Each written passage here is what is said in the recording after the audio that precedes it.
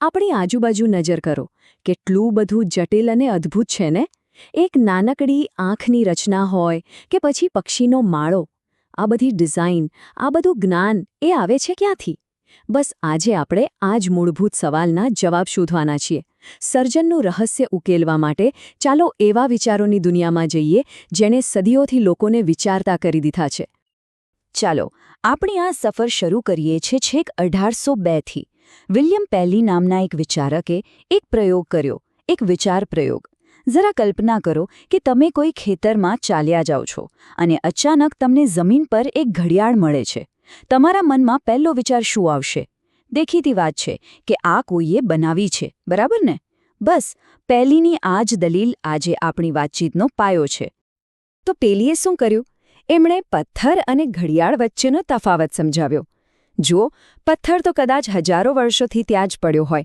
કુદરતી રીતે બન્યો હોય પણ ઘડિયાળ એવું નથી ઘડિયાળના બધા ભાગો એક ચોક્કસ હેતુ માટે એકસાથે ગોઠવવામાં આવ્યા છે અને એ હેતુ છે સમય બતાવવાનો એમાં એક ડિઝાઇન છે એક પર્પસ છે અને આ જ વસ્તુ બતાવે છે કે એને કોઈ બુદ્ધિશાળી સર્જકે બનાવી છે અને અહીંથી જ ખરી વાત શરૂ થાય છે આ સવાલ ફક્ત ઘડિયાળનો નથી પણ જીવનમાં આપણને જ્યાં પણ જટિલ ડિઝાઇન દેખાય છે ત્યાં આ સવાલ ઊભો થાય છે દાખલા તરીકે આપણી પોતાની આંખ આટલી અદ્ભુત અને જટિલ રચના બનાવવાનું જ્ઞાન એની બ્લૂપ્રિન્ટ એ આવી ક્યાંથી આ જ એ મોટું રહસ્ય છે જેને આજે આપણે ઉકેલવાની કોશિશ કરી રહ્યા છીએ હવે આ રહસ્ય ઉકેલવું હોય તો પહેલાં જે ખોટા જવાબો છે જે પ્રચલિત તો છે પણ ભૂલ ભરેલા છે એને બાજુ પર મૂકવા પડે ખબર છે કોઈ ડિટેક્ટિવ સ્ટોરીની જેમ સાચા ગુનેગારને પકડવા પહેલાં ખોટા શકમંદોને લિસ્ટમાંથી કાઢવા પડે તો ચાલો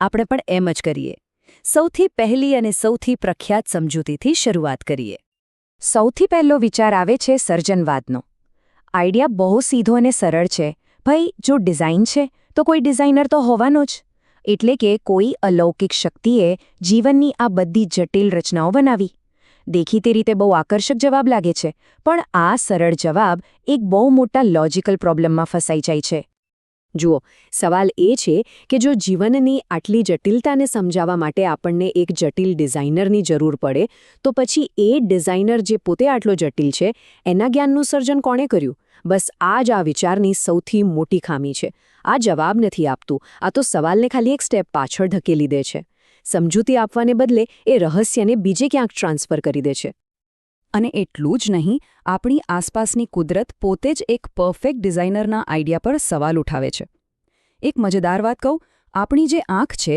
એમાં નર્વ્સ એટલે કે જ્ઞાનતંતુઓ પ્રકાશને પકડનારા સેલ્સની આગળ છે આનાથી આપણી દૃષ્ટિ થોડી ખરાબ થાય છે એવું જ બીજું ઉદાહરણ આપણા શરીરમાં વિટામિન સી બનાવતું જનીન છે પણ એ તૂટેલું છે કામ નથી કરતું આ બધી ખામીઓ કોઈ પરફેક્ટ ડિઝાઇનની નહીં પણ ઉત્ક્રાંતિના લાંબા ઇતિહાસની નિશાનીઓ જેવી વધારે લાગે છે ચાલો હવે એક બીજા જૂના વિચાર પર જઈએ આજે તો સાંભળીને પણ હસવું આવે પણ એક સમયે લોકો માનતા હતા એ વિચાર હતો સ્વયંસ્ફુરિત જનનનો એટલે કે એવું માનવામાં આવતું કે ઉંદર જેવા જીવો પણ ચીંથરાના ઢગલા જેવી નિર્જીવ વસ્તુઓમાંથી આપમેળે પેદા થઈ શકે છે પણ આ વિચાર પણ આપણા મૂળ સવાલનો જવાબ નથી આપી શકતો કેવી રીતે તો ભાઈ ઉંદર બનાવવા માટે જે જૈવિક જ્ઞાન જોઈએ એની આખી બ્લૂપ્રિન્ટ એ પેલા ચીથરાના ઢગલામાં આવ્યું ક્યાંથી ફરીથી એ જ વાત સર્જનવાદની જેમ જ આ વિચાર પણ જ્ઞાન ક્યાંથી આવ્યું એ સમજાવતો નથી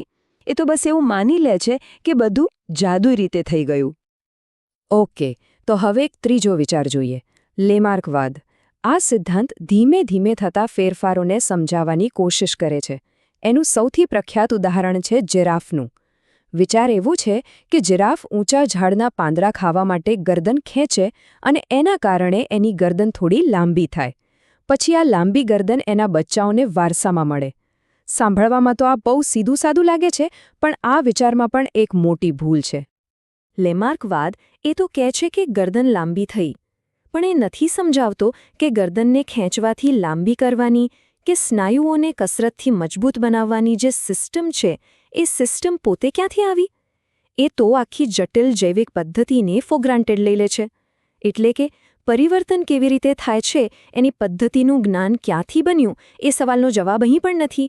ફરીથી મૂળ સવાલને ટાળી દેવામાં આવ્યો છે. તો જો આ બધી જ સમજૂતીઓ ખોટી છે તો પછી સાચો જવાબ શું છે?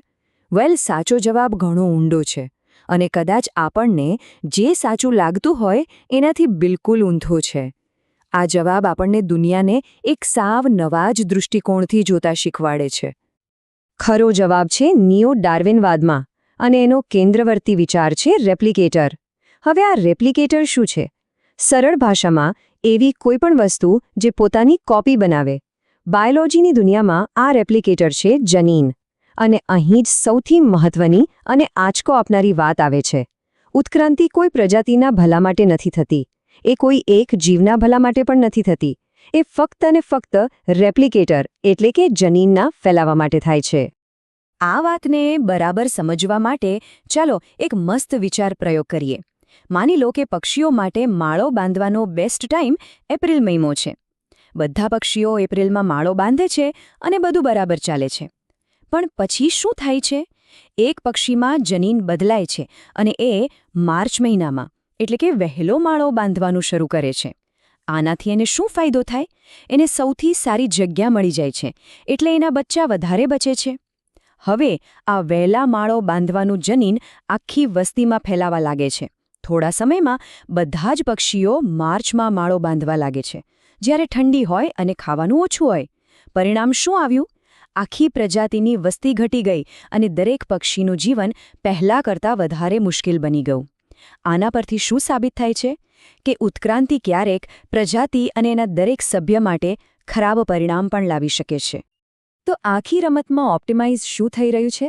ફક્ત એક જ વસ્તુ, જનીનની પોતાની જાતને ફેલાવવાની ક્ષમતા, ભલે પછી એના માટે બીજા જનીનોને હારવું પડે.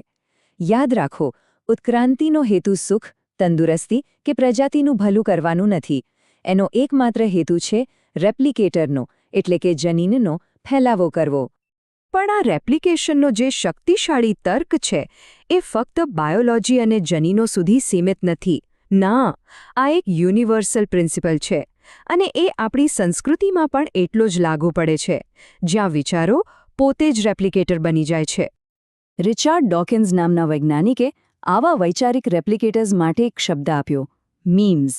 જે રીતે જનીનો ડીએનએ દ્વારા એક શરીરમાંથી બીજા શરીરમાં જાય છે, એ જ રીતે મીમ્સ એટલે કે કોઈ ગીતની ધૂન હોય, કોઈ વૈજ્ઞાનિક વિચાર હોય કે પછી કોઈ જોક હોય, એ એક મનમાંથી બીજા મનમાં ફેલાય છે. અને જનીનોની જેમ જ આ મીમ્સ પણ ટકી રહેવા માટે એકબીજા સાથે સ્પર્ધા કરે છે. અને સૌથી સફળ મીમ એ જ બને છે જે સૌથી ઝડપથી અને અસરકારક રીતે ફેલાય, પછી ભલેને એ વિચાર સારો હોય કે ખરાબ. સારું, તો અત્યાર સુધી આપણે સમજ્યા કે સારી સમજૂતી અને ખરાબ સમજૂતીમાં શું ફરક છે. હવે આ જ સમજનો ઉપયોગ કરીને આપણે એક બહુ મોટા બ્રહ્માંડના સ્તરના રહસ્યને સમજવાની કોશિશ કરીએ. સવાલ એ છે કે આપણું આ બ્રહ્માંડ જીવન માટે આટલું પરફેક્ટ, આટલું ફાઇન ટ્યુન્ડ કેમ લાગે છે? વિજ્ઞાનીઓ કહે છે કે આપણા બ્રહ્માંડના જે મૂળભૂત નિયમો છે, જે કોન્સ્ટન્ટ્સ છે, એ જાણે કોઈએ બિલકુલ માપી તોલીને સેટ કર્યા હોય એવું લાગે છે.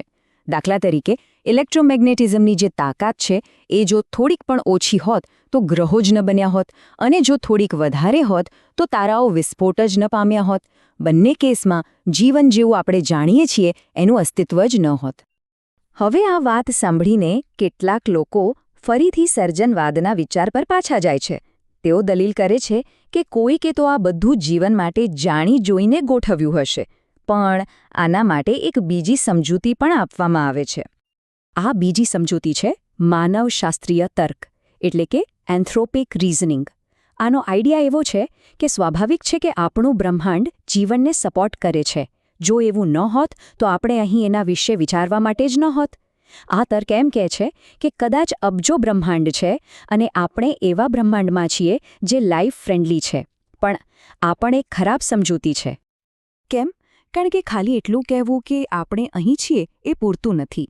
જો આપણે ફક્ત સંભાવનાની સ્ટેટિસ્ટિક્સની વાત કરીએ તો એક આખું વિશાળ વ્યવસ્થિત બ્રહ્માંડ બને એના કરતાં તો ક્યાંય વધારે શક્યતા એ છે કે શૂન્યાવકાશમાં અચાનક એક ક્ષણ માટે એકલું મગજ પેદા થઈ જાય.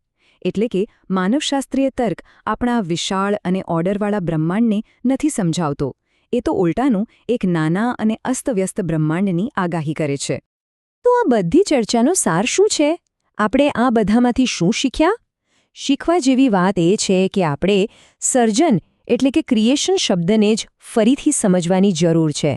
સર્જન કોઈ જાદુઈ ઘટના નથી. એ એક વાસ્તવિક અને સમજી શકાય એવી પ્રક્રિયા છે. યાદ કરો, આપણે જે બધી ખરાબ સમજૂતીઓ જોઈ, સર્જનવાદ હોય કે સ્વયંસ્ફુરિત જનન, એ બધામાં એક કોમન ભૂલ છે. એ બધા જ્ઞાન ક્યાંથી આવ્યું એ સમજાવવાને બદલે એને કોઈ રહસ્યમય જગ્યાએ મૂકી દે છે. એવું કહીને વાસ્તવિક સર્જનનો જ ઇનકાર કરી દે છે. એ લોકો કહે છે કે જ્ઞાન કાં તો હંમેશાથી હતું અથવા તો બસ અચાનક તક દ્વારા આવી ગયું. પણ એ સર્જનની જે પ્રોસેસ છે એને કોઈ સમજાવતું નથી. તો પછી સાચું સર્જન શું છે?